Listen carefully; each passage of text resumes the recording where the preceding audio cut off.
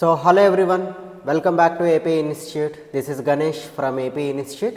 అయితే మనకి Sainik school counselling ఏ విధంగా అప్లై చేసుకోవాలి అనేది మనకి అఫీషియల్గా వెబ్సైట్లో పెట్టడం జరిగిందండి. సో సైనిక్ స్కూల్ ఎవరైతే ఇయర్ రాశారో సో వాళ్ళలో ఎవరికైతే 200 పైగా మార్క్స్ వచ్చాయో వాళ్ళందరికీ కూడా ఏదో ఒక సైనిక్ స్కూల్ ఎవరైతే కౌన్సిలింగ్ అప్లై చేస్తారో వాళ్ళందరికీ రావడం జరుగుతుందండి. అయితే కౌన్సిలింగ్ అప్లై చేసుకునే ముందు కంపల్సరీ పేరెంట్స్ అందరూ కూడా రిజిస్ట్రేషన్ చేసుకోవాలి. సో రిజిస్ట్రేషన్ చేసుకున్న తర్వాత మనకి సైనిక్ స్కూల్ ఈ కౌన్సిలింగ్కి మనం అప్లై చేసుకోవచ్చు. సో ఏ విధంగా అప్లై చేసుకోవాలని తెలుసుకునే లోపు సో ఎవరైతే సైనిక్ స్కూల్, నవోదయ, ఆర్ఎంఎస్ మరియు ఆర్ఐఎంసి వంటి మరిన్ని అప్డేట్స్ కోసం సో మా ఛానల్ని లైక్ చేయండి, షేర్ చేయండి అండ్ సబ్స్క్రైబ్ చేయండి. అయితే సో ఈరోజు వీడియోలోకి వస్తే సో సైనిక్ స్కూల్ ఈ కౌన్సిలింగ్ వచ్చేసరికి మనకి ఆల్రెడీ డేట్స్ అయితే ఇంకా అనౌన్స్ చేయలేదు. బట్ మ్యాక్సిమం ఈ 20 నుంచి 25 ఈ మంత్ 20 నుంచి 25 లోపు ఈ కౌన్సిలింగ్ డేట్స్ అనేవి అనౌన్స్ చేస్తారు. అయితే లాస్ట్ ఇయర్తో కంపేర్ చేస్తే ఇయర్ కౌన్సిలింగ్ అనేది ప్రాసెస్ మారిందండి. సో లాస్ట్ ఇయర్ కేవలం 25 స్కూల్స్ మాత్రమే సెలెక్ట్ చేసుకునే ఆప్షన్ ఇచ్చారు. బట్ ఈ ఇయర్ వచ్చేసరికి మనకి 25 కాకుండా మొత్తం ఎన్ని స్కూల్స్ ఉన్నాయో అన్ని స్కూల్స్ని కూడా మనం ఫస్ట్ రౌండ్ కౌన్సిలింగ్లోనే సెలెక్ట్ చేసుకోవచ్చు. సో ఇది చాలా బెనిఫిట్ అవుతుంది. ఖచ్చితంగా మొదటి రౌండ్లోనే చాలా వరకు సీట్స్ రావడానికి అవకాశం ఉంటుంది. అయితే ఇయర్ కౌన్సిలింగ్కి మనం అప్లై చేసే ముందు సో ఈ వెబ్సైట్ ఓపెన్ చేసిన తర్వాత ఏదైతే మనం రిజిస్ట్రేషన్ చేసామో ఆ వెబ్సైట్ ఓపెన్ చేసిన తర్వాత మనం ఆల్రెడీ రిజిస్ట్రేషన్ చేసుకున్నప్పుడు ఉన్న యూజర్ నేమ్, పాస్వర్డ్తో లాగిన్ అయ్యి సో అక్కడ ఉన్న క్యాప్షన్ని ఎంటర్ చేసి సో మనం లాగిన్ అవ్వాలండి. సో లాగిన్ అయిన తర్వాత ఎవరైతే కేవలం సైనిక్ స్కూల్స్ మాత్రమే సెలెక్ట్ చేసుకొని ఉన్నారో వాళ్ళకి ఇలా 33 సైనిక్ స్కూల్స్ కూడా నెంబరింగ్తో వస్తాయి. అందులో మనం మొదటగా ఏ స్కూల్ని సెలెక్ట్ చేసుకుందాం అనుకుంటున్నామో ఆ స్కూల్కి 1 అని, సెకండ్ దానికి 2 అని, థర్డ్ దానికి 3 అని, 4 అని మనం ఏదైతే ఆర్డర్ పెట్టుకున్నామో 33 సైనిక్ స్కూల్స్లో ఆ ఆర్డర్లో మనం కౌన్సిలింగ్ పెట్టుకోవాలి. అయితే కౌన్సిలింగ్ పెట్టుకునేటప్పుడు మనం ఏదైతే ఆర్డర్లో పెట్టుకున్నామో ఆ ఆర్డర్లో ఎవరికైతే హైయెస్ట్ మార్క్స్ వచ్చాయో క్యాస్ట్ రిజర్వేషన్స్ అన్నీ చూసుకొని వాళ్ళకి మొదటిగా సీట్ ఇవ్వడం జరుగుతుందండి. తర్వాత సో ఎవరైతే ఎగ్జిస్టింగ్ స్కూల్స్తో పాటు న్యూ స్కూల్స్ కూడా సెలెక్ట్ చేసుకున్నారో వాళ్ళకి ఈ విధంగా న్యూ స్కూల్స్, ఎగ్జిస్టింగ్ స్కూల్స్ రెండు కలిపి ఓపెన్ అవుతాయండి.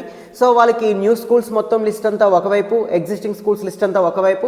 సో అందులో మీరు ఫస్ట్ అనేది న్యూ స్కూల్కైనా పెట్టుకోవచ్చు, ఎగ్జిస్టింగ్ స్కూల్కైనా పెట్టుకోవచ్చు. ఈ విధంగా మీరు ఆర్డర్ అనేది 1 2 3 4 5 అలాగా మొత్తం ఎన్ని స్కూల్స్ ఉన్నాయో అన్ని స్కూల్స్ కూడా మనం పెట్టుకోవచ్చు.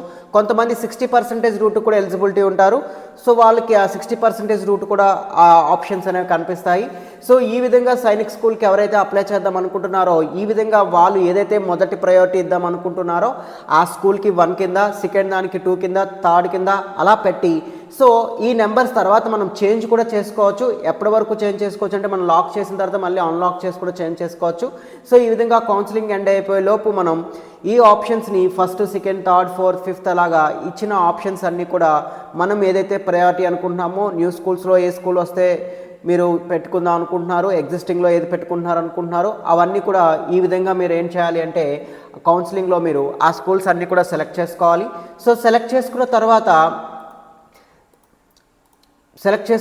ఈ 33 స్కూల్స్ అదేవిధంగా న్యూ స్కూల్స్తో కలిపి అరౌండ్ 74 స్కూల్స్ ఇంకా చాలా న్యూ స్కూల్స్ని అనేది మనకి అప్రూవ్ చేశారండి.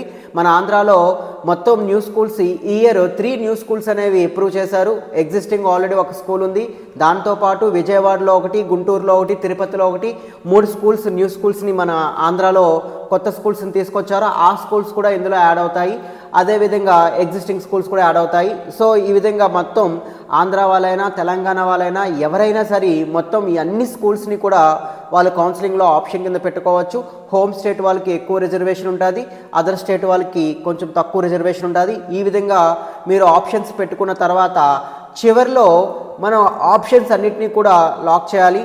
అయితే మనం ఎవరైతే కౌన్సిలింగ్ పెడతామో ఆ కౌన్సిలింగ్ పెట్టుకునేటప్పుడు మనం చెక్ చేసుకోవాల్సినవి ఏంటంటే స్కూల్స్లో వేకెన్సీస్ ఎన్ని ఉన్నాయి, okay, domicile, previous year cut off ఎంత, ఆల్ ఇండియా ర్యాంక్ ఎంత, క్యాండిడేట్ జెండర్ ఏంటి, ఇవన్నీ చెక్ చేసుకొని సో ఫస్ట్ కౌన్సిలింగ్ అయిపోయిన తర్వాత సెకండ్ రౌండ్లో ఇవన్నీ మనకి హెల్ప్ అవుతాయి.